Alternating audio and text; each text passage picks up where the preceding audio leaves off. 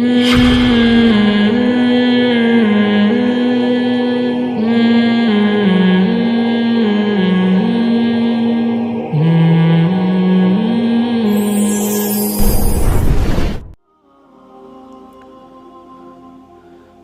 بالله من شرور أنفسنا ومن سيئات أعمالنا من يهده الله فلا مضل له ومن يضلل فلا هادي له ونشهد أن لا إله إلا الله وحده لا شريك له ونشهد أن سيدنا وحبيبنا وشفيعنا وسندنا محمدا عبده ورسوله.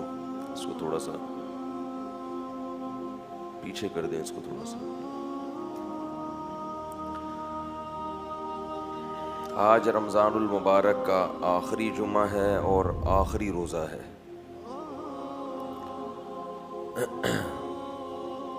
قرآن مجید میں اللہ تعالیٰ کا ارشاد ہے،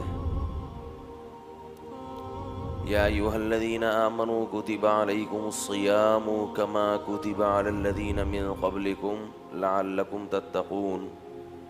اس کو اور پیچھے کر دیں.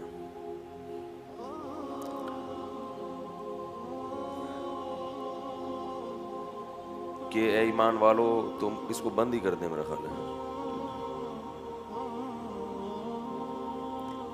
اے ایمان والو تم پہ روزے فرض کیے گئے تاکہ تمہارے اندر تقوی پیدا ہو. ایام معدودات، یہ چند گنے چنے دن ہیں. یہ چند گنے چنے دن ہیں جن کو تم گن سکتے ہو. معدودات، کیونکہ روزہ ایک مشکل عبادت ہے، اس لیے اللہ نے فرما دیا کہ جب یہ روزے شروع ہوں گے تو گھبرانا نہیں، یہ بہت جلد ختم بھی ہو جائیں گے. سمجھ میں آ رہی ہے؟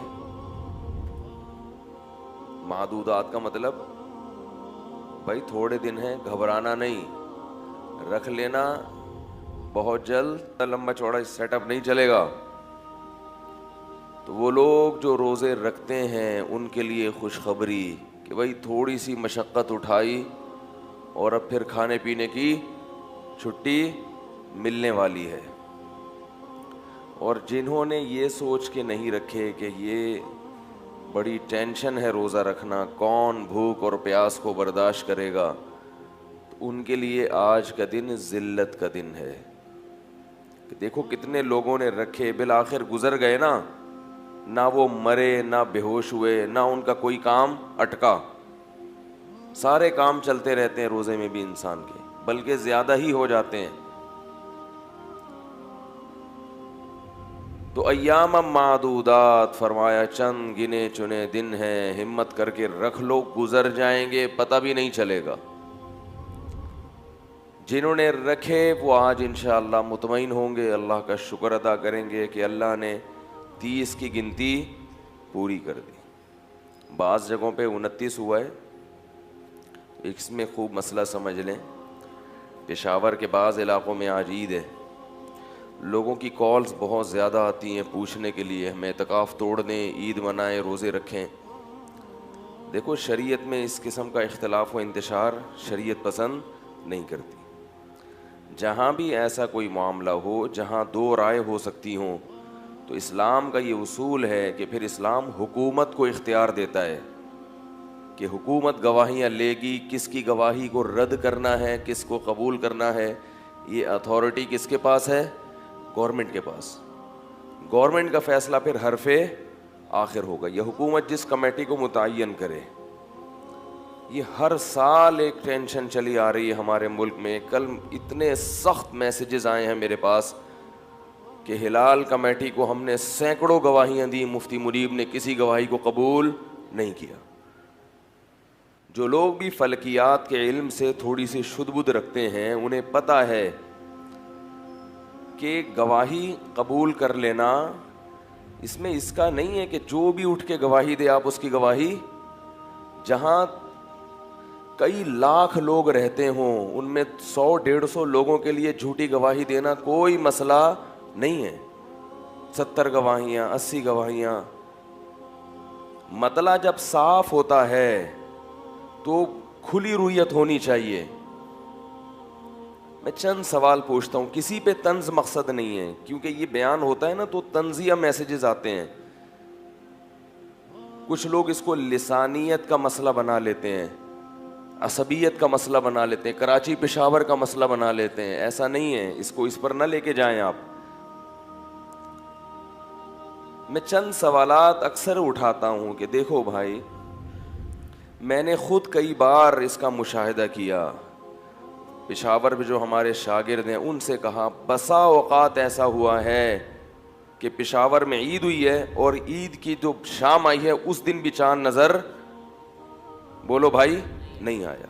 آج تو نظر آئے گا, لیکن بسا اوقات ایسا ہوا ہے کہ دوسرے دن بھی کھلے آنکھوں چاند نظر نہیں آیا. کئی بار کا تجربہ یہ. حضرت مفتی رشید احمد لدھیانوی رحمہ اللہ تعالی احسن الفتاوی کے مؤلف, بڑے بزرگ تھے. لوگ تانا دے دیتے ہیں کہ یہ لوگ ہٹ دھرم ہیں, ان کو معاذ اللہ کوئی کے پی کے سے نفرت ہے. ایسا نہیں ہے بھائی, اس کو لسانیت پہ, صوبائی لڑائیوں پہ نہ لے کے جائیں. اتنے بڑے بڑے علماء, مفتی رشید احمد, مفتی محمد تقی عثمانی, مفتی محمد شفیع صاحب رحمہ اللہ, مفتی اعظم پاکستان, یہ کیا سارے عصبیت میں مبتلا تھے؟ تو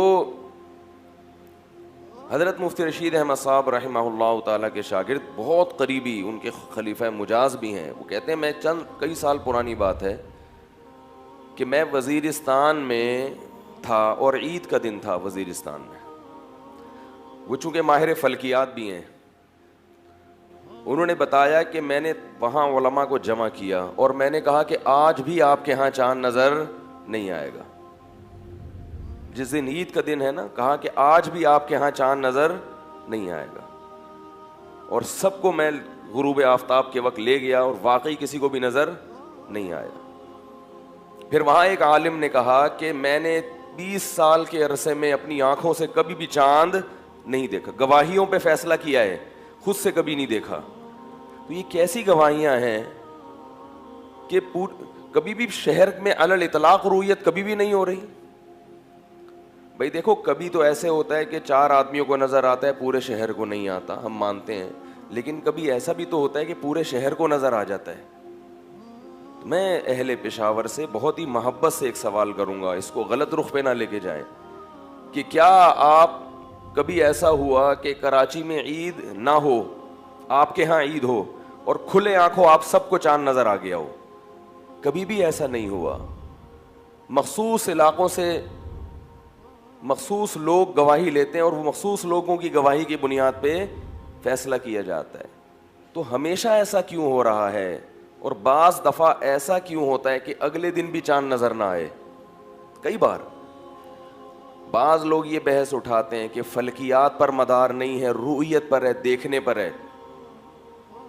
ہمارے ہاں جامعۃ الرشید نے چند سال پہلے اس کا بھی اہتمام کیا کہ ملک کے جتنے بھی بڑے بڑے صوبے ہیں اور بڑے بڑے شہر ہیں اور دور دراز علاقے, گاؤں دیہات تک میں بھی جہاں اونچے علاقے پہاڑی, اس میں اپنے وہاں لوگوں کو, محلے ہی کے لوگوں, وہیں کے لوگوں کو جن کا تعلق تھا, نامزد کیا اور پہاڑوں پہ بٹھا دیا. چونکہ اس کمیٹی میں میں بھی تھا شہادتیں وصول کرنے کے لیے. پورے ملک سے ایک بھی شہادت وصول نہیں ہوئی. کیوں؟ کیونکہ اگر شہادت وصول ہوتی ہے, مجھ سے پوچھتے کہ نظر کہاں ہے آپ کو, وہ لوکیشن بتاتا تو جھوٹ پکڑا جاتا اس کا. دیکھیں جیسے چاند کی منزلیں ہیں نا, سورج کی منزلیں ہیں, کہ ایک آدمی اگر کہے میں نے سورج کو ادھر غروب ہوتے ہوئے دیکھا ہے لہذا روزہ افطار کر لو, اور آپ کو پتہ ہے کہ اس تاریخ کو سورج اس سمت میں غروب ہو ہی نہیں سکتا, تو آپ اسے کہیں گے یہ تو ممکن ہی نہیں ہے کہ سورج ادھر کے بجائے ادھر غروب ہو جائے, تو جھوٹ پکڑا جائے گا نا اس کا. تو ایسے ہی چاند کا ایسا نہیں ہوتا کہ اس کی نوکیں یوں ہو جائیں, اس زاویے پہ ہو جائیں, وہ مغرب میں اس سمت کے بجائے اس سمت پہ ہو جائے, ایسا نہیں ہوتا. تو جو گواہی دینے والے لوگ ہیں ان کا تھوڑا سا تجزیہ ہوتا ہے, جرح ہوتی ہے کہ یہ سچ کہہ رہا ہے یا جھوٹ, چاہے وہ 100 آدمی گواہی دے رہے ہوں, کیونکہ اس زمانے میں جھوٹ بھی ہول سیل کے حساب سے بولا جاتا ہے. وہ پہلے زمانہ تھا ایک آدمی نے جھوٹ بول دیا, 2 نے جھوٹ بول دیا, پبلک اتنی ہے تو اس میں یعنی جھوٹ کا عنصر بھی خود بخود اس کا تناسب بھی بڑھ جائے گا. جہاں سچ کا تناسب بڑھے گا وہاں ساتھ ساتھ جھوٹ کا تناسب بھی بڑھے گا. تو نتیجہ کیا نکلا؟ ہم نے اس تمام لوگوں سے گواہیاں, یعنی جو بھی تھے, بیٹھ گئے ہم گواہیاں لینے کے لیے. میں خود چشمدید گواہ ہوں کہ ایک بھی معتبر گواہی, جھوٹی گواہی بھی وصول نہیں ہوئی ہے. ان کو پتا تھا کہ ہم ان کو بتائیں گے تو پکڑے جائیں گے, ایک بھی گواہی. لیکن اگلے دن عید کا اعلان ہو چکا تھا. تو دو چیزیں ہیں یہاں پہ سمجھنے کے لیے. یا تو آپ شہادت پر فیصلہ کریں, اور جب شہادت پر فیصلہ ہوتا ہے تو یہ صرف اور صرف کس کو اختیار ہے اس کا؟ عدالت کو. سمجھ میں آ رہی ہے بات؟ عدالت فیصلہ کرے گی, حکومت فیصلہ کرے گی, سوری عدالت کہہ رہا ہوں, حکومت فیصلہ کرے گی, چاہے وہ سپریم کورٹ کے ذریعے کروائے, یا ملک کا صدر وزیر اعظم خود اعلان کرے, یا کوئی کمیٹی بنا دے وہ. دوسرا طریقہ یہ ہوتا ہے کہ شہادت پر فیصلہ نہ ہو, فلکیات پہ فیصلہ ہو, لیکن وہ بھی گورنمنٹ کا کیا ہو؟ لا ہو, قانون ہو. جیسے کہ سعودی عرب, ان کے ہاں جو لا ہے وہ کیلنڈر بنے ہوئے ہیں. ان کے ہاں چاند حقیقت میں ہو یا نہ ہو, انہیں اس سے کوئی بحث, بولو بھائی, نہیں ہوتی. یہی وجہ ہے کہ سعودی عرب میں بھی بسا اوقات دوسرے دن بھی چاند نظر, حالانکہ دوسرے دن کا چاند تو بالکل واضح نظر آنا چاہیے. سعودی عرب میں درجنوں بار ایسا ہوا ہے کہ میں نے خود چیلنج کر کے کہا وہاں جو لوگ تھے جدہ میں, کہ آج بھی آپ کے ہاں چاند نظر کھلی آنکھوں, کم لوگوں کو نظر آئے گا, کھلی آنکھوں نظر نہیں آئے گا. ایسا ہوا ہے سعودی عرب میں, اور ہوتا رہتا ہے. لیکن انہوں نے ایک قانون بنایا ہوا ہے جو کہ صحیح نہیں ہے, کہ بھئی فلکیات کی روح سے چاند کی پیدائش ہو گئی تو بس اعلان کر دو, پھر ایک گواہی پہ بھی فیصلہ کر دو, چاہے وہ گواہی 100% جھوٹی کیوں نہ ہو. یہ ان کا فقہ ہے, غلط ہے. لیکن چونکہ حکومت کا فیصلہ ہے, اور اجتہادی معاملات میں شریعت کہتی ہے حکومتی فیصلے کو آپ نے کیا کرنا ہے؟ فالو کرنا ہے. تو ہم اس فیصلے کو صحیح نہیں مانتے, اس کے باوجود ہم سعودی عرب کی حدود میں اس فیصلے کو غلط مان کر بھی, ہمارے فقہ کے لحاظ سے غلط مان کے بھی ہم اسی کو فالو اس لیے کرتے ہیں کہ اس اختلافی چیزوں میں جب گورنمنٹ کا فیصلہ آ جائے گا تو پھر آپ کو اس سے اختلاف کرنے کی اجازت نہیں ہے, کیونکہ پھر تو ہر آدمی اپنے فقہ کے حساب سے چلے گا. تو یہ تو عجیب سا تماشا بن جائے گا نا. تو حکومت کو یہ اتھارٹی حاصل ہے. پاکستان میں جو مدار ہے وہ کس پر ہے؟ رؤیت پر, جو علماء نے ایک نظام بنا کے دیا ہے. اب شہادتیں لینا اور شہادتیں رد کرنا یہ گورنمنٹ کا کام ہے, حکومت کا. کیونکہ اگر حکومت کو یہ اتھارٹی نہیں ہوگی, ہر آدمی اپنی ایک دکان کھول کے بیٹھ جائے گا. میں الفلاحیہ مسجد میں بیٹھ جاؤں گا, کیا خیال ہے شہادتوں کے لیے؟ آپ حبیبیہ میں بیٹھ جائیں, وہ قبا میں بیٹھ گیا, اور پھر آپس میں کیا شروع ہو جائے گی؟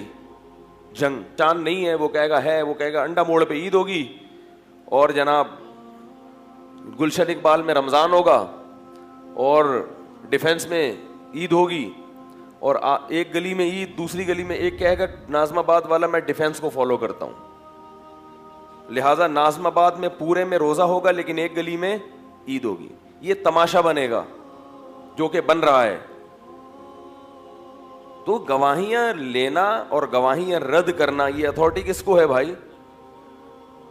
اور حیرت کی بات یہ ہے کہ یہ چیز آپ کراچی پشاور یا پنجاب پشاور کو مقابلے میں نہ لے کر آئیں. پورے ہندوستان میں آج روزہ ہے جس میں کشمیر بھی داخل ہے, برما میں, بنگلہ دیش میں, کیونکہ یہ ایک ہی پٹی پہ آتے ہیں نا سارے ممالک. ان سب کی عید بھی ایک دن ہوتی ہے اور روزہ بھی ایک دن, حالانکہ سب کی کمیٹیاں ایک دوسرے سے بالکل الگ ہیں. آزاد یعنی رؤیت پر فیصلہ ہوتا ہے, ایک دوسرے سے کوئی لنک, بولو بھائی, نہیں ہے, کوئی لنک نہیں ہے آپس میں. وہ خود اپنے طور پر دیکھتے ہیں, لیکن چونکہ قریب قریب ممالک ہیں, یہاں نظر نہیں آتا تو وہاں بھی نظر نہیں آتا. 99.9% ایسا ہی ہوتا ہے. بنگلہ دیش میں, برما میں, ہندوستان میں اور پاکستان میں عید بھی ایک دن اور روزہ بھی ایک دن, بقرعید بھی ایک ہی دن شروع ہوتی ہے, جبکہ یہ سب آزادانہ تحقیق کرتے ہیں رؤیت کی. لیکن اتفاق یہ نکلتا ہے کہ عید بھی ایک دن اور روزہ. اس سے پتہ چلتا ہے کہ یہ کیا بات ہے کہ یہ اتنے بڑے بڑے خطے جن میں پہاڑی علاقے بھی ہیں, میدانی علاقے بھی ہیں, ان سب کو ایک ہی دن چاند نظر آ رہا ہے, ایک ہی دن عید ہو رہی ہے. صرف ایک پشاور اور چند علاقوں میں ایک دن پہلے نظر آ جاتا ہے. تو یہ کوئی الگ سے ہے, یہ کوئی بر اعظم ایشیا سے باہر کا ایریا ہے. اور یہ باتیں اگر کسی کی سمجھ میں نہیں آتی تو اتنی بات تو طے شدہ ہے کہ فیصلے کی اتھارٹی کس کو ہے. جب آپ ایک ملک میں رہتے ہیں, ایک ہی ملک ہے, تو وہاں کس کا فیصلہ چلے گا؟ گورنمنٹ کا فیصلہ چلے گا. اگر پھر بھی آپ کہتے ہیں نہیں ہم اپنی شہادتوں پر فیصلہ کریں گے, تو یہ کام آپ سعودی عرب میں کیوں نہیں کرتے؟ جب آپ لوگ عمرے کے لیے سعودی عرب جاتے اور وہاں رمضان ہو جاتا ہے, تو آپ وہاں ٹیلی فون لے کے کیوں نہیں بیٹھتے اور آپ کیوں نہیں کہتے کہ ہم حکومت سعودیہ کو نہیں مانیں گے, ہم اپنے طور پر شہادتیں اکٹھی کریں گے, اگر ہمیں شہادتیں مل گئیں تو ہم فیصلہ کر دیں گے کل کیا ہے. یہ کام آپ ترکی میں بھی نہیں کرتے. ترکی چلے جاؤ, مصر چلے جاؤ, عراق چلے جاؤ, کسی دنیا کے اسلامی ملک چلے جائیں جہاں گورنمنٹ کا ایک لا ہے, آپ اس لا سے ہٹنے کی کوشش نہیں کرتے. یہ صرف اور صرف پاکستان میں کیوں ہو رہا ہے؟ صرف پاکستان میں یہ اختلاف کیوں ڈالا جا رہا ہے کہ میں مفتی منیب کو نہیں مانتا, میں رؤیت ہلال کو نہیں مانتا, میں لوگوں سے شہادتیں لے کے فیصلہ کروں گا؟ اس کا مطلب ہے کہ گورنمنٹ اور پاکستان نے ڈھیل دی ہوئی ہے. سعودی عرب ڈھیل دینے کے لیے تیار, بولو بھائی, نہیں ہے. ترکی ڈھیل دینے کے لیے تیار نہیں ہے.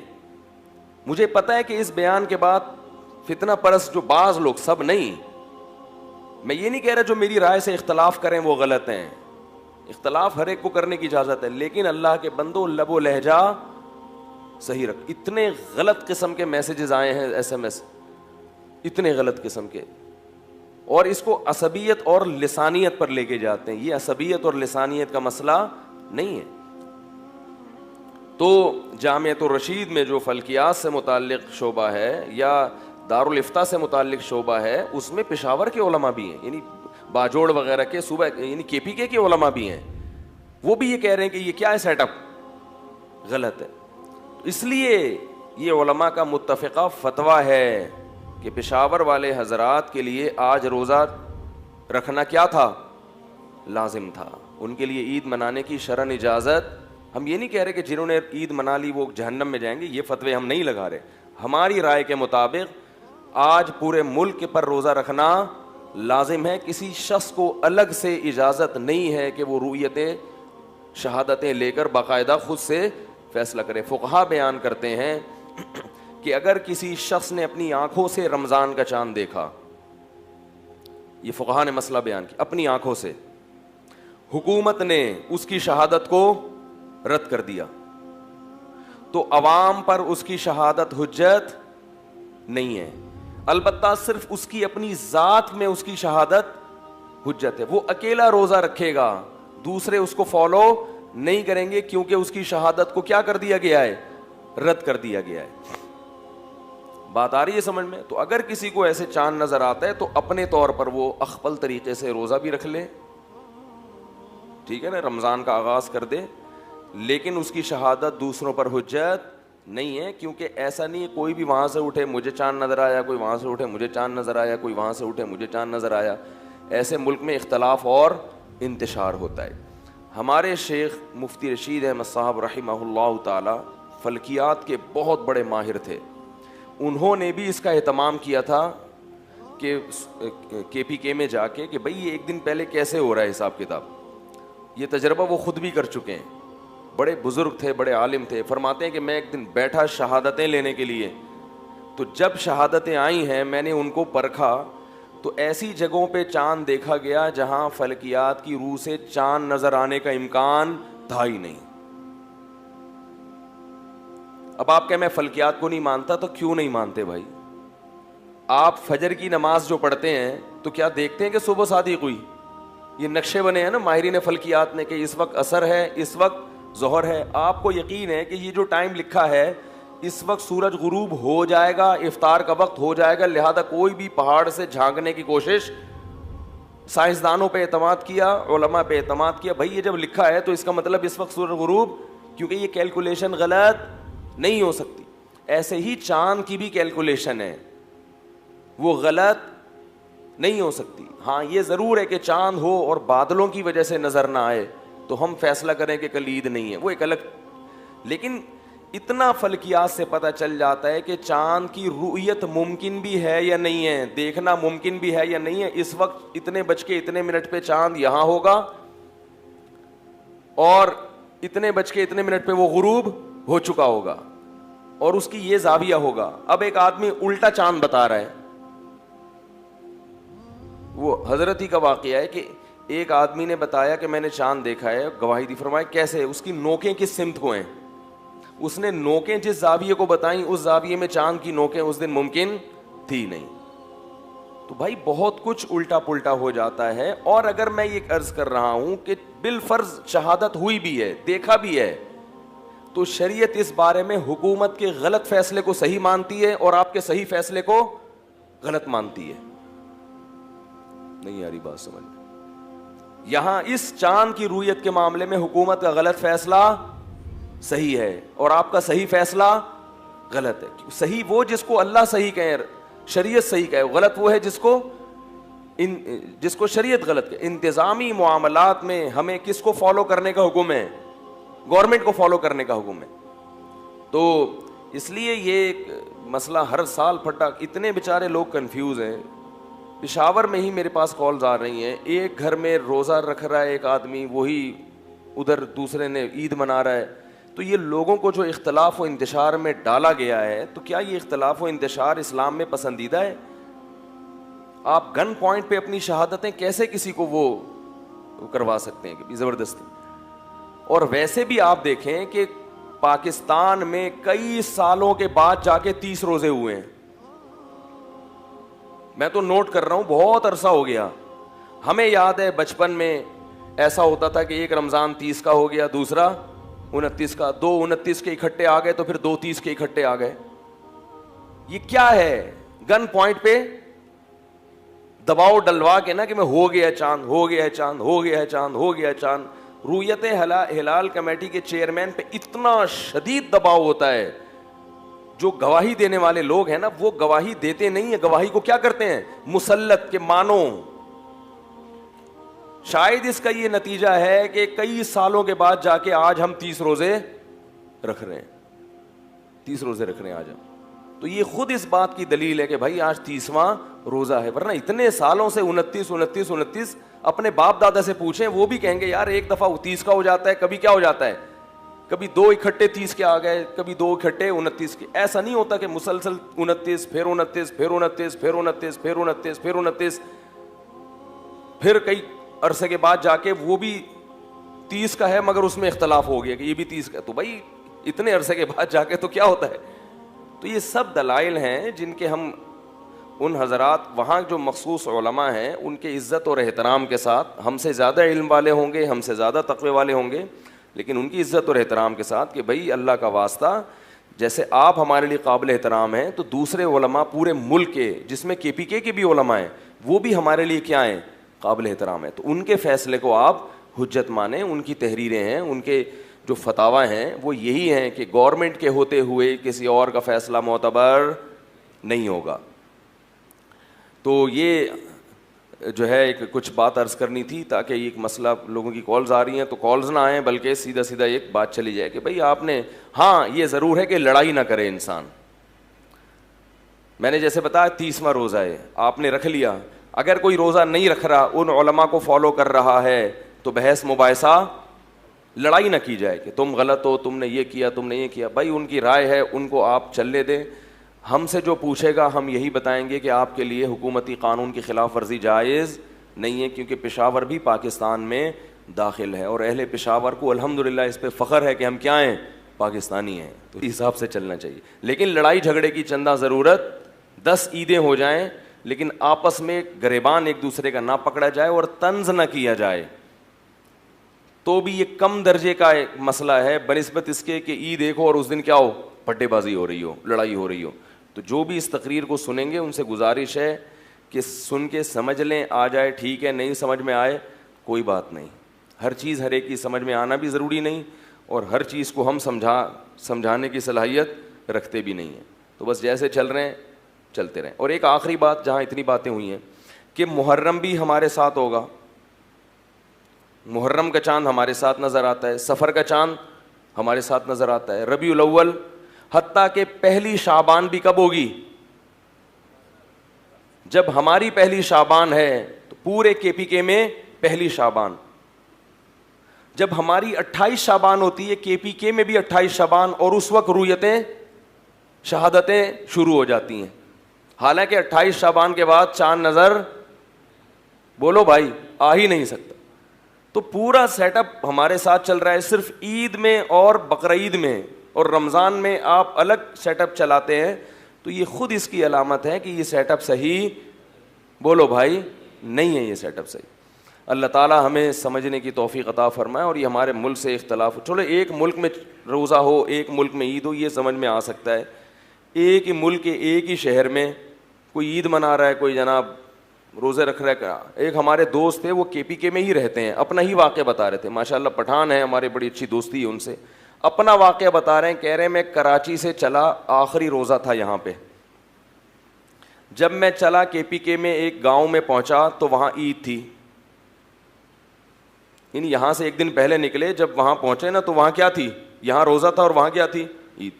کہہ رہے میں بس سے نیچے اترا, سب کھا رہے ہیں, گلے مل رہے ہیں. میں حیران, میں نے کہا یار یہ کیا مسئلہ ہے؟ کہہ رہے ہم نے کہا جب عید ہے تو پھر ہماری بھی کیا ہے آج؟ عید ہے, ہم نے بھی کھا لیا, مدذلہ لا لیا, جو ملا کھا لیا. اب بس میں بیٹھے, آگے گئے ہیں, روزہ چل رہا ہے. کہہ رہے ہم نے کہا یار وہ جو ہم نے کھایا تھا وہ کیا ہوا؟ آگے پہنچے تو کیا چل رہا ہے؟ روزہ چل رہا ہے. پھر آگے گئے ہیں, پھر عید ہو رہی ہے. یہ کنفیوژن. اور اب تو یہاں تک ہو گئی ہے نوبت کہ مسجد میں اعتکاف میں کچھ لوگ بیٹھے ہیں اور کچھ بوریا بستر گول کر کے چلے گئے. تو اس خلفشار سے بچنے کے لیے شریعت نے کیا کہا ہے؟ اتھارٹی کس کے پاس ہے؟ گورنمنٹ کے پاس ہے. تو اس لیے اس کو, تبھی ہم دیکھو سعودی عرب کے فیصلے کو ہم چاند کے معاملے میں درست نہیں مانتے, کیونکہ اگلے دن تو نظر آئے نا, لیکن چونکہ گورنمنٹ کا فیصلہ ہے تو پھر اختلاف و انتشار سے بچنے کے لیے ہم کیا کہتے ہیں بھائی, اب گورنمنٹ کا فیصلہ ہے تو ہمیں کیا کرنا پڑے گا. ترکی کا بھی ایک, افغانستان کا سیٹ اپ کیا ہے؟ افغان گورنمنٹ نے کوئی رویت ہلال کمیٹی بنائی نہیں ہے. افغان گورنمنٹ کہتی ہے, جو ہمیشہ سے چلا آ رہا ہے ان کے یہاں ظاہر شاہ کے دور سے, کہ جس دن سعودیہ کی عید ہوگی ہماری بھی عید, جس دن سعودیہ کا روزہ ہمارا بھی روزہ. تو انہوں نے رویت اور ان چیزوں پہ رکھا ہی نہیں. ان کا فیصلہ بھی ہم درست مانتے ہیں, کیونکہ وہ کس کا فیصلہ ہے؟ گورنمنٹ نے جب ایک قانون بنا دیا تو اب اسی قانون کو ہم کیا کریں گے. لہذا وہ یہ نہیں کہتے کہ ہمیں نظر آیا ہے, نہ نہ نہ, وہ کہتے ہیں نظر آنا نہیں, ہم نے کس کے اس کو فالو کرنا ہے. اگرچہ ہمیں اس پہ تحفظات ہیں, اشکالات ہیں, لیکن چونکہ حکومت کا فیصلہ ہے تو وہ کیا ہے, افغانستان کی حدود میں حکومت کا فیصلہ اپنی حدود میں نافذ ہوتا ہے, اپنی حدود سے باہر نہیں چلتا. تو حقیقت آپ کو بتاؤں کہ 100% شریعت کے مطابق جہاں رؤیت ہوتی ہے وہ بنگلہ دیش, برما, پاکستان اور ہندوستان ہے, جہاں بالکل اسی سیٹ اپ پہ روزے اور عید کا اعلان ہوتا ہے جیسے رسول اللہ صلی اللہ علیہ وسلم کے دور میں ہوا کرتا تھا, جو بالکل نیچرل طریقہ ہے. اس لیے اس طرز پہ طنز کرنا درست نہیں ہے. جو اختلاف ہو رہا ہے وہ ہماری اپنی کوتاہیوں کی وجہ سے ہو رہا ہے. خیر یہ میرا اصل موضوع نہیں تھا, لیکن چونکہ ایک خلفشار چل رہا ہے, انتشار لوگوں کے ذہنوں میں چل رہا ہے. ایک صاحب ہمارے پاس آئے, وہ کہنے لگے, چند سال پرانی بات ہے, اعلان ہوا تھا کہ کل روزہ نہیں ہے, پرسوں ہے روزہ. میں گلشن اقبال میں رہتا تھا, تو ایک صاحب آئے, کہنے لگے ہلال کمیٹی جو ہے نا ایک روزہ کھا گئی. ہلال کمیٹی نے کیا کیا, ایک روزہ کھا گئی. تو ہمارے ایک دوست تھے بڑے ہوشیار, انہوں نے کہا پھر آپ رکھ لیں, کل تو ہم تو روزہ نہیں رکھیں گے, آپ کیا کریں, رکھ لیں, کیونکہ ہلال کمیٹی ایک روزہ کھا گئی ہے. تو یہ بھی ہوتا ہے, تو بھائی پھر رکھ لو, کھا گئی ہے. تو اللہ کے نبی نے یوم شک میں روزہ رکھنے سے منع کیا ہے.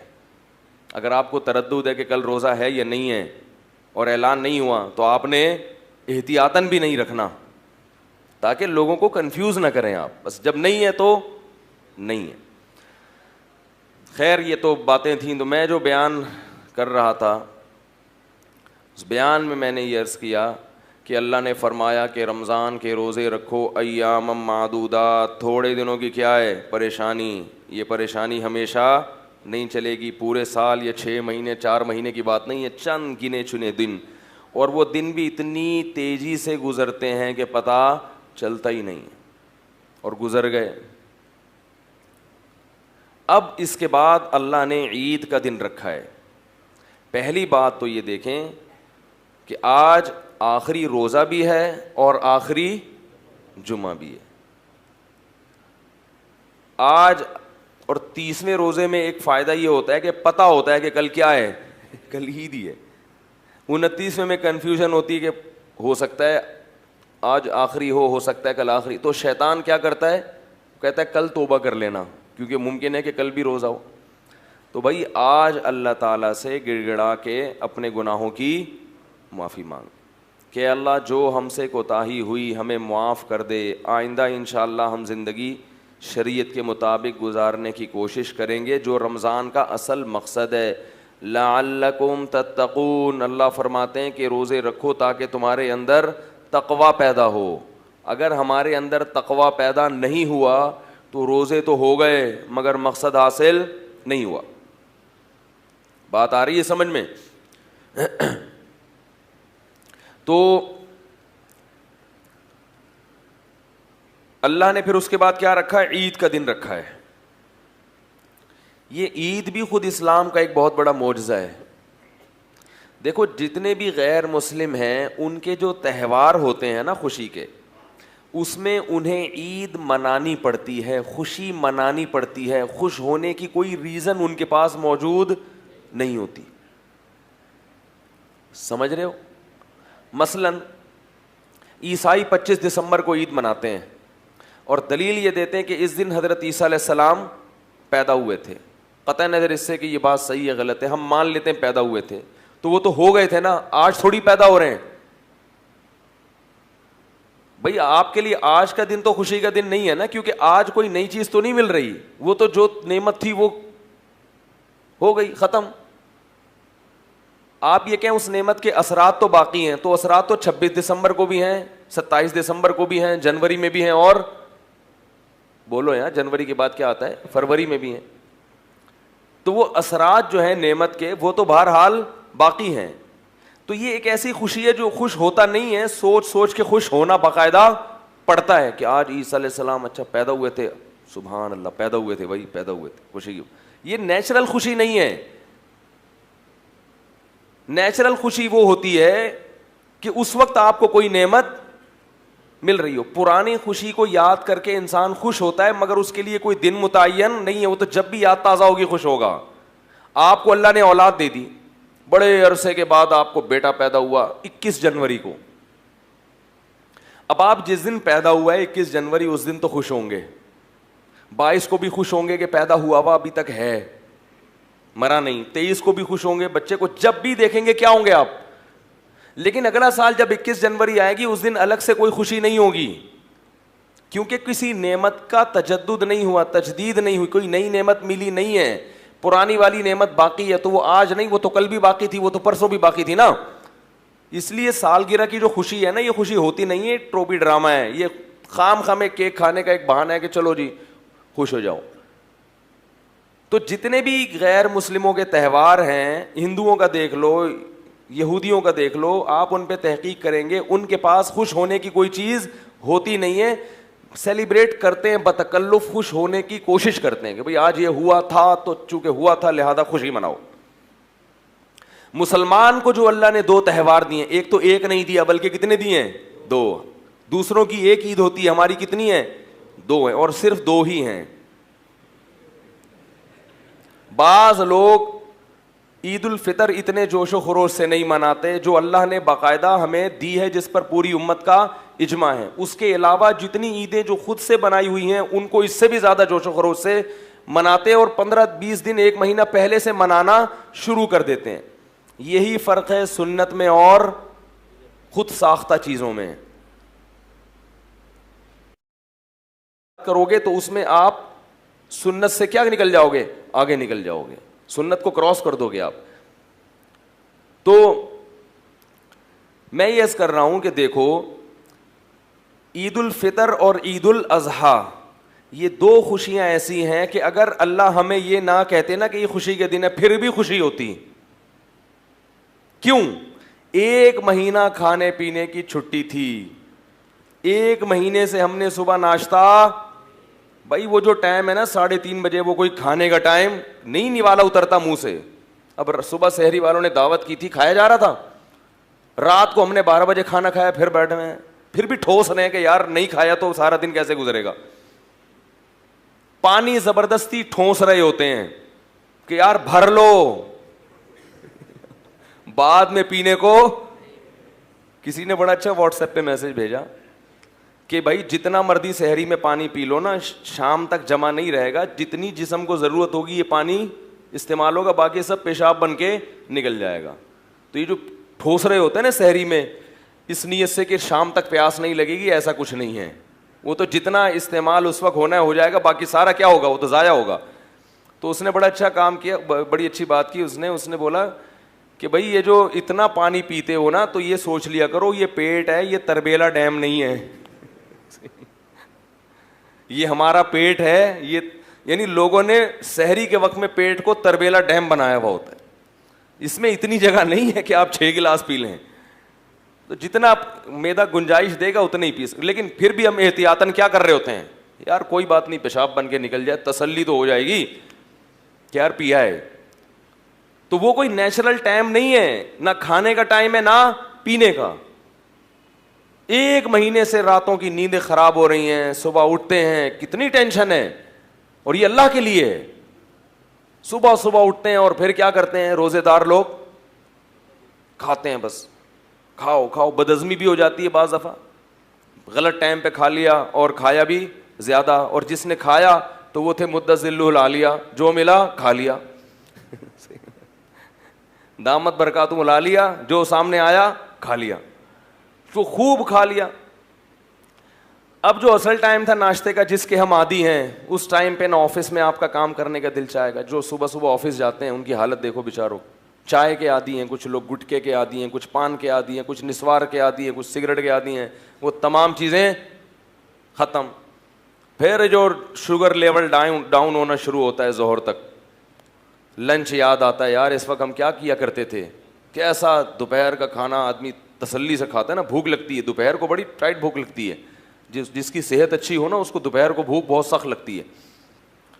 کتنا بھوک لگتی ہے, لیکن پھیکے منہ, کچھ بھی نہیں کھاتے. پھر عصر میں بڑا دل للچاتا ہے ایسے. پھر ایسا ٹائم کھانے کا رکھا اللہ تعالیٰ نے مغرب کے وقت کہ وہ تھوڑا سا کھاؤ اور پھر نماز کھڑی ہو جائے. پھر لمبی تراویح 20 رکعتیں, اور چاند نظر نہیں آئے تو پھر پوری 20 ہی پڑھنی پڑیں گی, پھر پوری تراویحیں پڑھنی پڑیں گی. وہ بھی سنت موقدہ قرار دے دیا اس کو. تو انسان کیا ہو جاتا ہے, تھک جاتا ہے. تو جیسے ہی چاند نظر آیا یا اعلان ہو گیا کہ بھائی کل کیا ہے, عید ہے, اس اللہ تعالیٰ کیا کرتے ہیں کہ وہ سارا مجاہدہ ایام معدودات کے چند دنوں کی محنت تھی, وہ ہم نے کیا کر دی. ہم نے کہا تھا نا تھوڑے دن ہیں, زیادہ نہیں ہے, ختم بس. اور اعتکاف والوں کی تو ڈبل عید ہوتی ہے. کبھی زندگی میں بہت سے لوگوں نے مسجد کی شکل معذرت کے ساتھ نہیں دیکھی, بہت سو کی بات کر رہا ہوں, یعنی آپ لوگ کے علاوہ جتنے بھی ہیں. اور وہ 10 دن باؤنڈ ہو کے بیٹھ جاتے ہیں, اور پھر ان کی کیا ہوتی ہے, چھٹی ہوتی ہے. تو یہ سب کیا ہے, تو عید کے دن خوش نہ بھی ہوں تو خوشی ہوتی ہے کہ کھا رہے ہیں, اور روحانی خوشی بھی ہوتی ہے کہ اللہ تعالیٰ نے پورے سال ہم عبادت نہیں کرتے, لیکن 1 مہینہ اللہ نے ہمیں اپنے سامنے کھڑے ہونے کی توفیق عطا فرما دی. مسجدیں بھری ہوتی ہیں, بڑے بڑے بے نمازی جنہوں نے پورے سال مسجد کی شکل نہیں دیکھی ہوتی, وہ بھی جمعۃ الوداع میں نماز پڑھنے معذرت کے ساتھ, آج رش دیکھو نا کتنا ہے, اسی وجہ سے وہ بھی کیا کرتے ہیں, آ ہی جاتے ہیں کہ چلو یار میں مسلمان ہوں, رمضان بھی ہے اور جمعہ بھی ہے, آ ہی جاؤ, اور آخری روزہ ہے, چلو یار انگلی کٹا کے شہیدوں میں نام لکھوا دو, کچھ تو شرم کرو. گھر والے بھی تانے دیتے آج تو چلا جا, آج تو نہا لے, اس بہانے نہا لے گا. تو کچھ نہ کچھ عبادت کی بہرحال ہر ایک کو توفیق. ایسا بدبخت پوری دنیا میں شاید ہی کوئی مسلمان ہو کہ پورا رمضان آئے اور ذرہ برابر بھی اس میں کوئی شیڈول میں تبدیلی نہ آئے. نہیں تو سحری اور افطاری کا ثواب تو ہر آدمی لیتا ہے, چاہے روزہ نہ بھی ہو. ایسا ہے نا کہ افطاری میں تو بہرحال دھرنا مار کے سب بیٹھ جاتے ہیں, تو وہ خود ایک برکت کا وقت ہے. تو ایک مہینہ کی اللہ کی طرف سے کیا ملتی ہے؟ چھٹی. ایک مہینے کے بعد کیا ہوتی ہے؟ چھٹی. فرمایا پورے سال کھاؤ. اور روحانی خوشی, یہ تو جسمانی خوشی ہے کہ کل سے ہمارا ناشتہ ٹائم پہ کیا ہو جائے گا, دوپہر کا لنچ, بولو نا بھائی, ہو جائے گا. شیطان روزہ رکھتا ہے عید کے دن, اور وہ ڈنر اور وہ گٹکے, اور وہ گٹکے تو نہ کھا جا کر, لیکن جو کھانے والے ہیں وہ کہاں چھوڑیں گے, وہ دنیا چھوڑ دیں گے, گٹکے نہیں چھوڑیں گے وہ. تو وہ ساری چائے نسوار, ہمارے تو جو نسوار کے عادی ہوتے ہیں, ہمارے ایک استاذ ہیں میرے, اللہ تعالیٰ ان کی عمر میں برکت دے, پٹھان ہیں بڑے سخت قسم کے. وہ کہتے ہیں میرے والد صاحب کیا کرتے ہیں, پکوڑے رکھے ہوئے ہیں, سب کچھ رکھا ہوا ہے. وہ کہتے ہیں میرے والد صاحب کو نسوار نہیں ملتی نا رات شام تک, بہت, ابھی ان کے والد صاحب کا بھی انتقال ہو گیا, اللہ تعالیٰ مغفرت کرے. کہہ رہے وہ اتنی ٹینشن میں ہوتے تھے روزے میں, عصر کے بعد کوئی بچہ ان کے قریب نہیں جاتا. اور کہہ رہے والد صاحب کی 3 زوجات تھیں, یعنی 3, تو ایک اکٹھی رہتی تھیں. کہہ رہے ہیں وہ ان میں سے بھی کوئی عصر کے بعد ابا کے قریب نہیں جائے گا, کیونکہ کچھ ابا کے مزاج کے خلاف بات ہو گئی تو ابا کا میٹر شارٹ. روزہ بھی ہے, نسوار نہیں ملی صبح سے, ٹھیک ہے. تو ایسے لوگ جب روزہ افطار کرتے ہیں, تو ہم تو کھجور کھا رہے ہوں گے, زمزم, وہ کیا کرتے ہیں, اللہم لک صمت وعلی رزقک افطرت. پان والا کیا کرے گا؟ میں نے ایسے لوگ بھی دیکھے, ایک پکوڑا کھایا اور فوراً سگریٹ جلائی.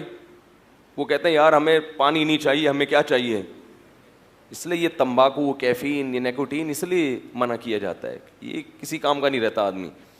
تو اب اللہ کی طرف سے مکمل 1 مہینہ کے روٹین کے بعد اللہ نے کیا کر دیا, چھوٹ دے دی. صحت بھی اچھی ہو گئی.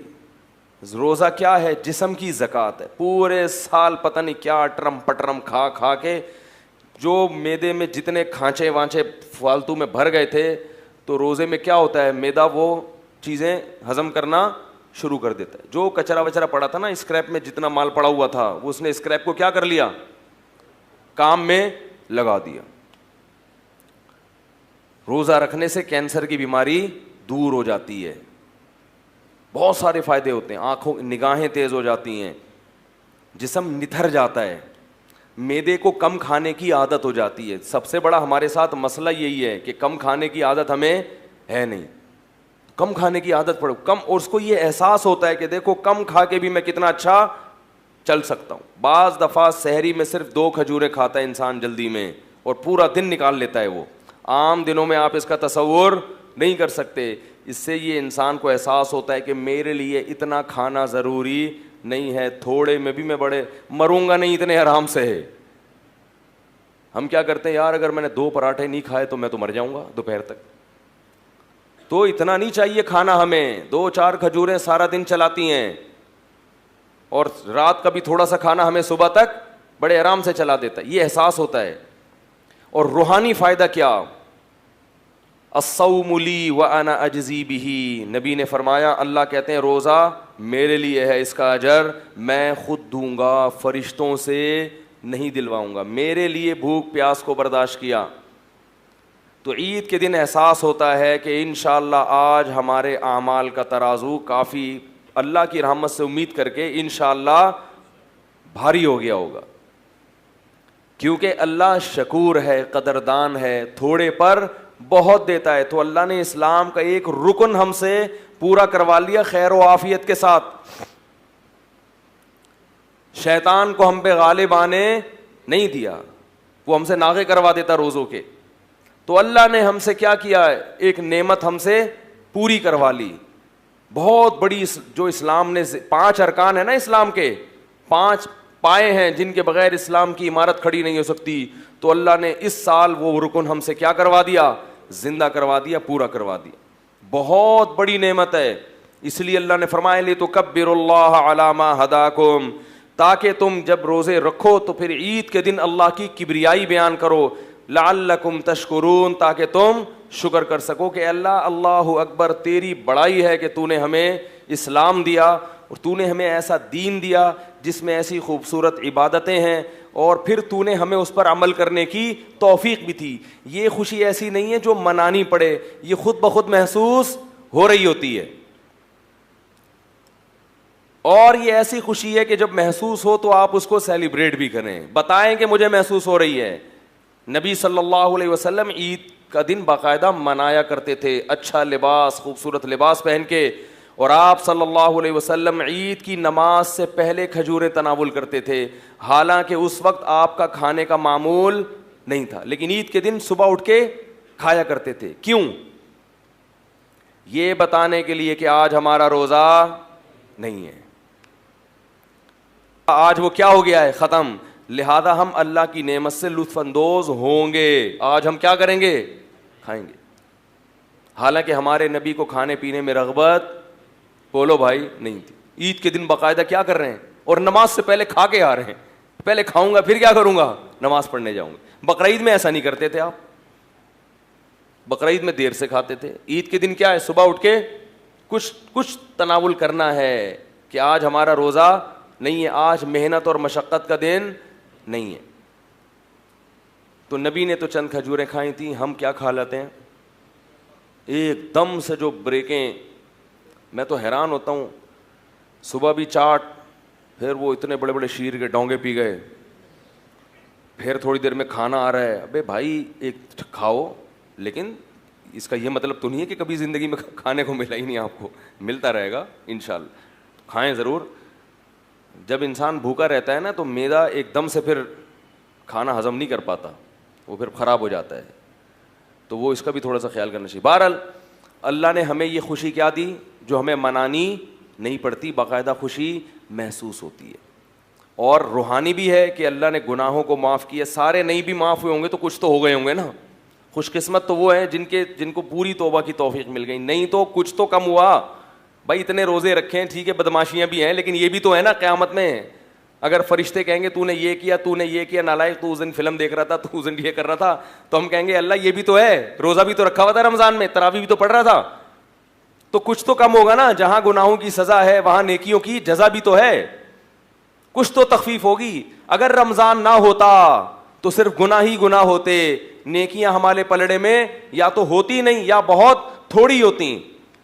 یہ وہ خوشی ہے جو مسلمان کو عید کے دن محسوس ہوتی ہے, اور پھر اللہ نے اس کے منانے کی باقاعدہ اجازت بھی دے دی. دوسری خوشی بقرعید ہے. دوسرا تہوار کون سا ہے ہمارا, بول لو بھائی, بقرعید, عید الاضحیٰ.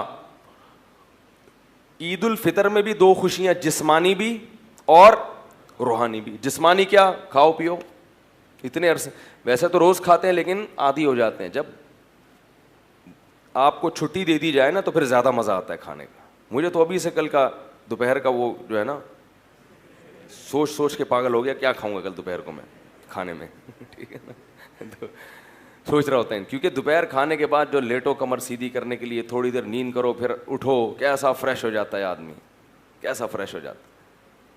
اس لیے علماء کہتے ہیں عید کے دن بار بار یہ نہ کہو ہائے رمضان ہائے رمضان ہائے. بھائی اللہ جب کہہ رہا ہے خوش ہو جاؤ تو بس ٹھیک ہے نا.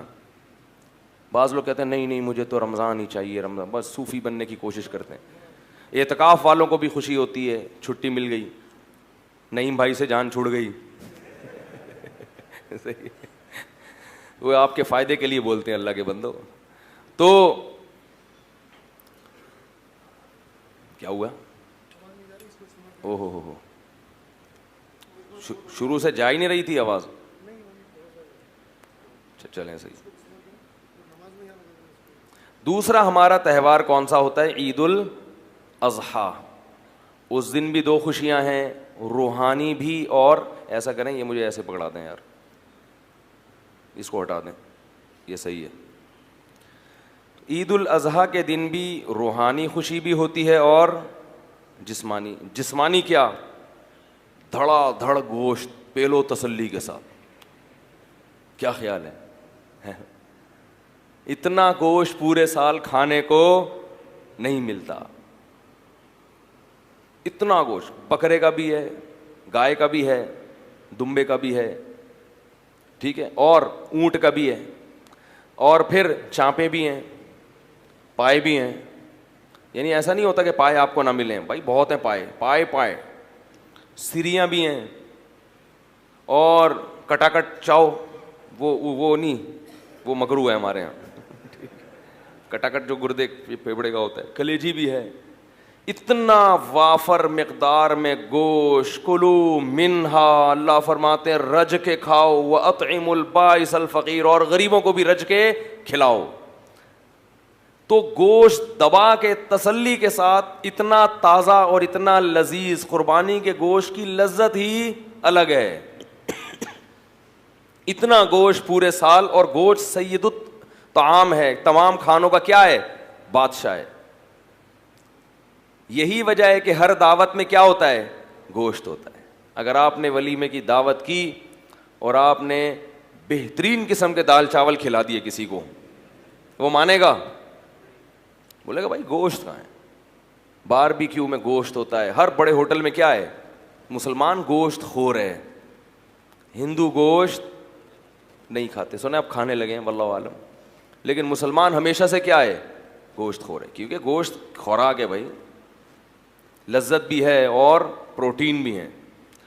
تو یہ ہمیں تازہ وافر مقدار میں کھانے کو ملتا ہے ہر قسم کا. اور روحانی فائدہ، ایک فائدہ کیا کہ ہم کھلاتے بھی بہت ہیں، عام دنوں میں اتنا کھلا نہیں سکتے، جیب بسا اوقات اجازت نہیں دیتی، اتنا کھلاتے ہیں، 1/3 صدقہ کر دیا، رشتہ داروں کو بانٹ دیا، دعوتیں کر لیں، تو اللہ کو کھلانے والا بھی کیا ہے؟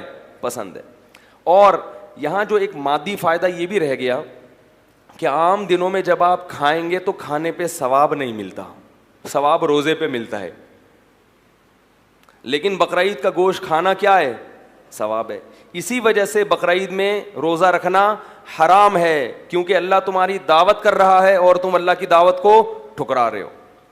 تو اس سے زیادہ نفیس کھانا، عزت والا کھانا ہو سکتا ہے کہ اللہ اس جانور کو کس کی طرف منسوب کر رہے ہیں؟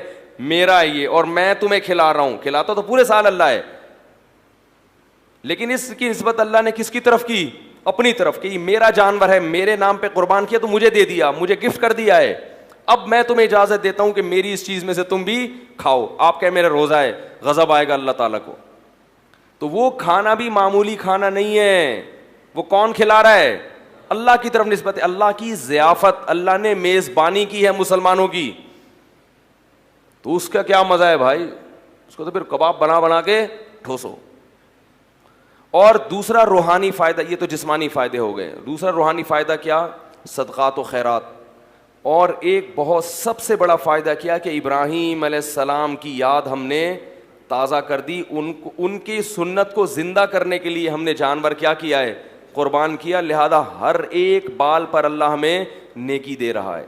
تو روحانی طور پر جو اعمال کا ترازو تھا وہ کافی وزنی ہو جاتا ہے. نبی نے فرمایا کہ اللہ کو بقرعید کے دن جانور کا خون بہانے سے زیادہ کوئی عمل محبوب نہیں ہے، اور یہ دیوانگی ہے کہ مال کو ضائع کر دو اللہ کے لیے. تو روحانی سکون میں ملتا ہے کہ اللہ کے لیے ہم نے کیا کیا؟ اپنے مال کو قربان کیا. اور جسمانی بھی کہ دوپہر کیا ملے گا کھانے کو؟ کلیجی تو 10 بجے ہی آ جاتی ہے، اور پھر وہ چلتا رہتا ہے سیٹ اپ. تو یہ دو خوشیاں ہمیں منانی نہیں پڑتی خود بخود. تبھی مسلمان عید اور بقرعید کے دن نہ شراب پیتے ہیں، نہ ناچتے گاتے ہیں، کیونکہ ان کو خوشی منانی نہیں ہے، خوشی خود بخود ہو رہی ہے. غیر مسلموں کو خوشی ہوتی نہیں ہے، تو خوش رہنے کے لیے ان کو شراب کا سہارا، بولو بھائی، لینا پڑتا ہے، موسیقی کا سہارا لینا پڑتا ہے، ناچ گانے کرنے پڑتے ہیں. جتنی روحانیت مسلمانوں کے تہوار میں ہے اتنی روحانیت کسی مذہب میں نہیں ہے، کسی تہوار میں نہیں ہے. جو بھی تہوار خوشی کا آئے گا لوگ ٹریک سے کیا کرتے ہیں؟ ہٹ جاتے ہیں، کیونکہ ان کے پاس کچھ ہے نہیں. ہمیں اللہ اس کے رسول نے خود بتا دیا، ہمیں ہٹنے کی ضرورت نہیں، اس لیے کہ عید کے دن کھانے کی اجازت مل جانا یہی بہت ہے. بھائی کھائیں گے آج، بس یہ کافی ہے، ہمیں اسی سے بہت خوشی ہو گئی. روٹی کھائیں گے، پراٹھا کھائیں گے صبح اٹھ کے، بہت دنوں سے نہیں کھایا، تو یہی خوشی بہت ہے. تو اس لیے میرے بھائی قرآن مجید میں اللہ تعالیٰ کا ارشاد ہے، فطرت اللہ التی فطر الناس علیہا، اسلام وہ دین فطرت ہے جس پہ اللہ نے لوگوں کو پیدا کیا. یہ محمد صلی اللہ علیہ وسلم کا بنایا ہوا دین نہیں ہے. کوئی انسان اس قابل نہیں ہوتا کہ وہ اتنی سی عمر میں بغیر کسی یونیورسٹی میں پڑھے ایک ایسا دین دنیا کو دے کے چلا جائے جس کے مقابلے میں کھڑے ہونے کے لیے کوئی تیار نہ ہو. تو اسلام کا رمضان بھی اسلام کے برحق ہونے کی دلیل, رات کی تراویح بھی اسلام کے برحق ہونے کی دلیل, اور مسلمانوں کے تہوار بھی اسلام کے برحق ہونے کی دلیل. اور اس میں عید الفطر بھی ہے اور صدقہ فطر بھی ہے, تاکہ آپ کے ساتھ غریب لوگ بھی عید کی خوشیوں میں شریک ہو جائیں. صدقہ فطر ہے. فطر کا فلسفہ بڑا ٹیکنیکل ہے, بس یہ آخری بات کر کے بیان ختم کرتا ہوں. دیکھو صدقہ فطر کیا ہے کہ آپ جتنے بچے پال رہے ہیں سب کی سر کا کیا نکالیں گے؟ صدقہ. جتنے بچے زیادہ ہوں گے